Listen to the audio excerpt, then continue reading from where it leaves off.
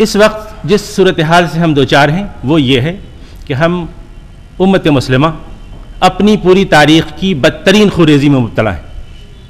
इससे पहले ऐसा कभी नहीं हुआ कि मुसलमानों का एक ग्रोह सोफिस्टिकेटेड वेपन लेकर मुसलमानों के दूसरे ग्रोह पे हमलावर हो गया। इंसानी तारीख़ में इससे पहले ऐसा कभी नहीं हुआ कि मुसलमानों के उड़ते हुए जहाज़ मुसलमानों की बस्तियों पे बम गिरा रहे हों। ये है वो संगीनी सूरत हाल की जिसमें हम इस वक्त खुद को पाते हैं। अब ये सब कुछ अचानक नहीं हो गया है। अगर अपनी तारीख़ पर हम नज़र डालें तो हमें ये मालूम होगा कि इस मुसलमानों की मिल्ली तारीख़ में 4 बड़े क्राइसिस आए। अगर मैं पहला क्राइसिस वो था जो कत्ल उस्मान से शुरू होता है और जिसने हमारी मिल्ली शिराज़ाबंदी को तहवाला कर दिया। दूसरा क्राइसिस वो था जब बगदाद का सुक़ूत हुआ 1258, लेकिन उस पर हमने जल्दी काबू पा लिया और वो लोग जिन्होंने सुक़ूत बगदाद में हिस्सा लिया था वो ख़ुद इस इदारे के रखवाले बन गए। तीसरा बड़ा बहरान उस वक्त उम्मत पर आया जब उनका सबसे पुराना मरकज़ी इदारा का सुक़ूत हो गया, यानी 1924 जब खिलाफत का आलमी इदारा ख़त्म हो गया। अब 90 साल से दुनिया के मुसलमान खुले आसमान में हैं, अमीरुल मोमिनीन के बगैर। और चौथा बहरान वो है जिसकी इब्तिदा दरअसल ईरान इराक़ वार से हुई और फिर खलीज की जंगें शुरू हुई, जिसमें इत्तेहादी सिपाही इस्लाम की सरज़मीन में उतर गए और ये तकरीबन इस अमल को 36 साल हो गए हैं। ये बहरान रुक नहीं रुकता, रोज़ बरोज़ इसकी संगीनी बढ़ती जाती है। सूरत हाल ये है कि अब मुल्कों के मुल्क वीरान हो गए।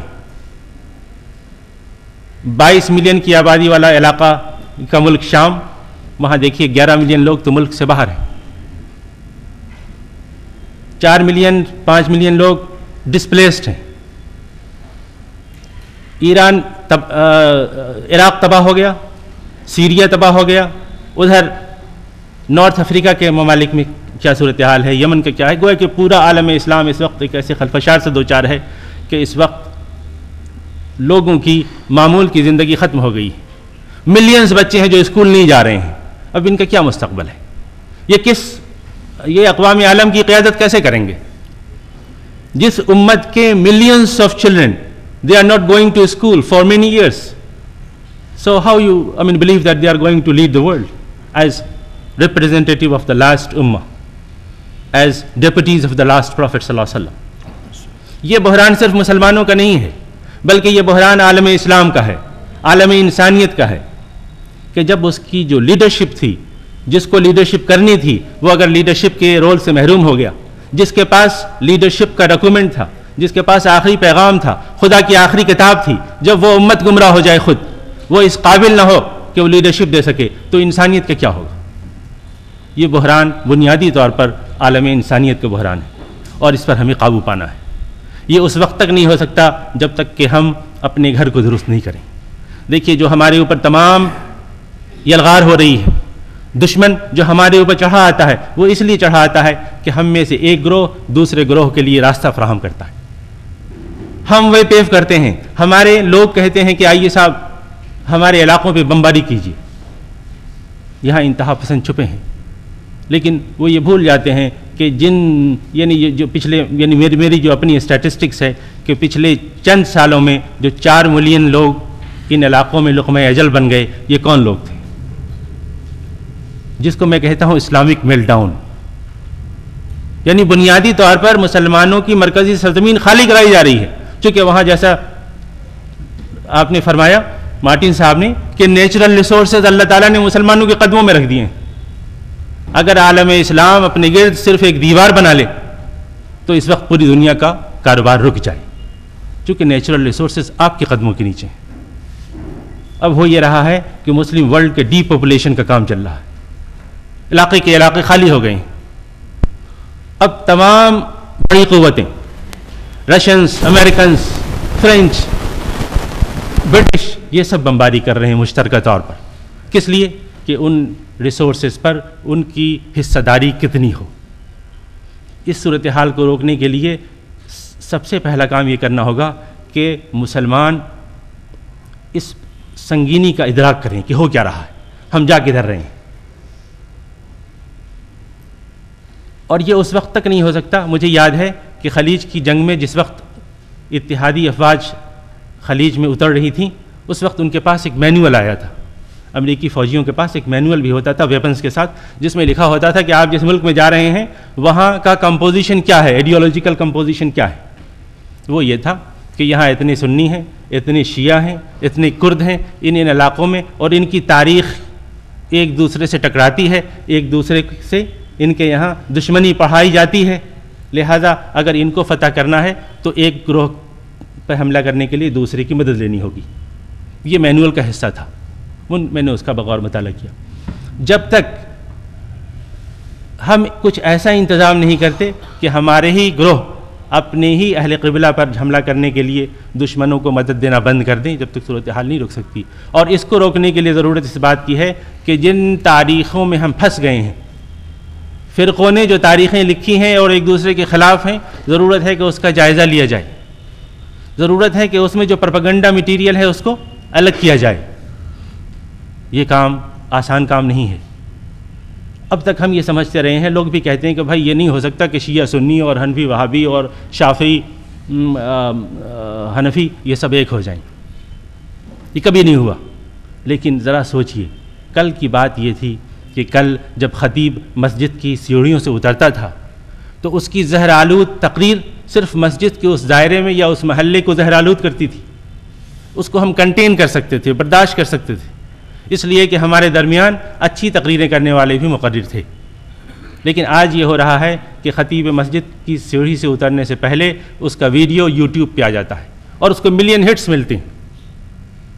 कल तक जो पोलेमिकल लिटरेचर था वो लोगों ने दफन कर रखा था, लोग छुपाते थे। आपको मालूम है कि इस्माइलियों की किताबें नहीं मिलती थीं, आमतौर पर लाबियों में दस्तयाब नहीं थीं। अब आज सारा सरमाया जो एक दूसरे के ख़िलाफ़ है वो आपकी फिंगर टिप्स पे है।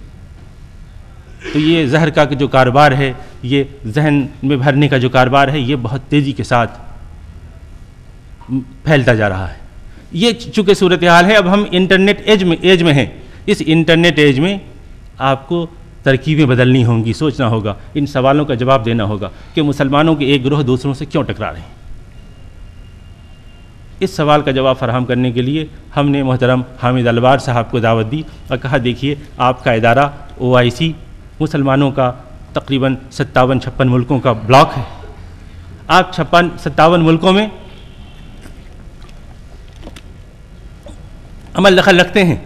आइए इस काम में हमारी मुआवनत कीजिए, आइए इस सिलसिले को शुरू किया जाए। बदकिस्मती से आलम इस्लाम में कोई इस वक्त ऐसा मुल्क नहीं है जहाँ इन सेंसिटिव बातों पर गुफ्तगू शुरू हो सकती है। पाकिस्तान में नहीं हो सकती, इसलिए कि वहाँ गुफ्तगू शुरू होने से पहले ही बंदूकें चल जाती। आलम इस्लाम तबाह हो गया है, वहाँ लोगों को जान की पड़ी। वहाँ तो रोटी के एक टुकड़े के लिए बच्चे तरस रहे हैं।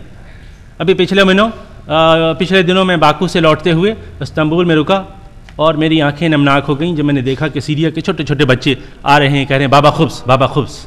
ये वो लोग हैं जो कल तक अपनी गाड़ियों में चलते थे, जिनकी ज़िंदगी खुशगवार थी, हमारी और आपकी तरह नॉर्मल ज़िंदगी थी। ये जो महाजरत का सिलसिला है, ये जो जिसको आप कहते हैं कि एक तरह की रिफ्यूजी है, ये जो 80-90% रिफ्यूजी इस वक्त दुनिया में कौन लोग हैं? मुसलमान हैं। इस घर को दुरुस्त करने की ज़रूरत है, और अगर अहले फ़िक्र इस पर गौर फिक्र नहीं करेंगे, इसके लिए जमा नहीं होंगे, अलीगढ़ मुस्लिम यूनिवर्सिटी से ये सिलसिले का आगाज़ नहीं होगा तो कहाँ होगा। हमें खुशी है कि हामिद अलवार साहब ने, हमें खुशी है कि सेक्रेटरी जनरल अयाद मदनी साहब ने इस सूरत हाल की नोटिस ली, आपको हमारे दरमियान भेजा। और मैं एक बात आपको और बताऊं कि मोहतरम वज़ीर ख़ारजा साहब की अहलिया जो आपके साथ तशरीफ़ लाई हैं, उन्होंने सर सैयद अहमद ख़ां की अज़मत और मोहब्बत के तुफ़ैल उनके लिए अपने हाथों से एक स्केच भी तैयार किया है, जो वो इस यूनिवर्सिटी को इंशाल्लाह पेश करेंगी। चूँकि वाइस चांसलर साहब आज की मजलिस में नहीं हैं, इसलिए हमने उस प्रोग्राम को मौक़ूफ़ कर दिया है, लेकिन इस प्रोग्राम को इंशाल्लाह कल के प्रोग्राम में पेश किया जाएगा। तो अज़ीज़ दोस्तों, इस बात की ज़रूरत है कि जो काम बुज़ुर्गों ने नहीं किया है, इस उम्मत को जहाँ छोड़ा है, हम इसका जायज़ा लें कि किधर जाना है और इससे न घबराएं कि हालात सख्त हैं, इससे न घबराएं कि ये बातें पहले नहीं हुई हैं, रास्ता हमें बनाना होगा। अल्लाह का शुक्र है कि मैंने इस सिलसिले में जितनी कोशिशें की हैं, ख़ास तौर पर इस ISKCO के फ़ोरम से जब मुझे डायलॉग के लिए ख़ास तौर पर उन्होंने सफ़ीर नामज़द किया और मैंने मुख्तलिफ़ मुल्कों में इस सूरत हाल का जायज़ा लेने की कोशिश की, तो पता ही चला कि हर जगह ये हर जगह तड़प है कि इस मौजू पर गुफ्तगू हो। और आपने सही बात कही कि इंटरफेथ से पहले तो इंट्राफेथ होना चाहिए। जब तक अपना घर दुरुस्त ना हो तो बाहर वाले से कैसे कहें कि साहब किधर जाना। अल्लाह का शुक्र है कि हमने इस सिलसिले में एक बहुत ही छोटी कोशिश की है।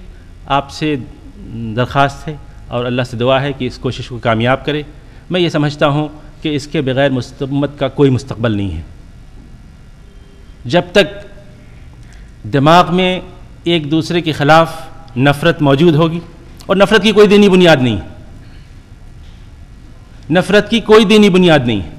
ये सारी नफ़रतें तारीख़ के मुख्तलिफ़ अदवार में हम तक पहुँची हैं, और अगर हम तारीख़ से वाकिफ़ हों तो हम बता सकते हैं, स्पेसिफ़िकली बता सकते हैं कि ये बातें जो तुम हमारे ख़िलाफ़ कहते हो, पहली बार तुम्हारी किताब में फ़लाँ सदी में फ़लाँ आदमी ने लिखी, उससे पहले इसका वजूद नहीं मिलता, इसका पता नहीं मिलता। तो हमारे दरमियान ऐसे मुहक़्क़ीक़ होने चाहिए जो इन सेंसिटिव इश्यूज़ पे ईमानदारी के साथ बोल सकें, जुरत के साथ कलाम कर सकें। हमें खुशी है कि हमें इस यूनिवर्सिटी में तमाम अरबाब अहले वक्त का ताउन मिला है, और ख़ास तौर पर उन लोगों से जहाँ तवक्को आमतौर पर करते हैं कि शायद ताउन नहीं मिलेगा। इसलिए मैं बहुत पुरुम्मीद हूँ और आप हज़रात को दावत देता हूँ कि यहाँ ये जो पूरा इजलास इंशाअल्लाह दोपहर के बाद चलेगा, उसमें कोई पेपर नहीं होगा, कोई मकाला नहीं पढ़ा जाएगा। इसलिए कि मकालों में आमतौर पर यह होता है कि वो 25 मिनट लग जाते हैं ये मालूम करने के बाद कि असल मौजू पर मकाला लिखने वाले ने कलाम किया या नहीं। तो हम ये कोशिश करेंगे कि हमने जिस तरह से मुरतब किया है कि सिर्फ गुफ्तगू होगी, डिस्कशन होगा, और हम ये तवक्को नहीं करते कि उम्मत के 1400 साल में जो 1000 साल का ये बहरान है, ये तारीख़ का हमारा, इसको हम एक निशस्त में हल कर सकें। हम ये तवक्को नहीं करते, लेकिन हम ये तवक्को ज़रूर करते हैं कि इस सिलसिले की एक मुखलिसाना इब्तिदा हो जाएगी। लोग अगर मिलने बैठे, और अगर अलीगढ़ मुस्लिम यूनिवर्सिटी ने, अगर मरकज़ तालीम सक़ाफ़त ने सिर्फ़ इतना अहतमाम किया कि साल में 2-4 जलसे मुनक़द करे जहाँ मुख्तलिफ़ शेड्स ऑफ ओपिनियन के मुसलमान, मुख्तलिफ़ शेड्स ऑफ ओपिनियन के रिप्रेजेंटेटिव। जब मैं शेड्स ऑफ ओपिनियन का मुसलमान कहता हूँ तो मुझे अपने मरहूम दोस्त जॉन हुल की याद आती है, जो बर्मिंघम यूनिवर्सिटी में मज़हब के प्रोफेसर थे। उन्होंने मुझे एक बार ख़त लिखा, उन्होंने पूछा कि मेरा नाम, मैं मुसलमान हूँ, I am submitted to God in Christian tradition. तो उन्होंने कहा कि मैं मुसलमान हूँ but I am a Muslim in Christian tradition.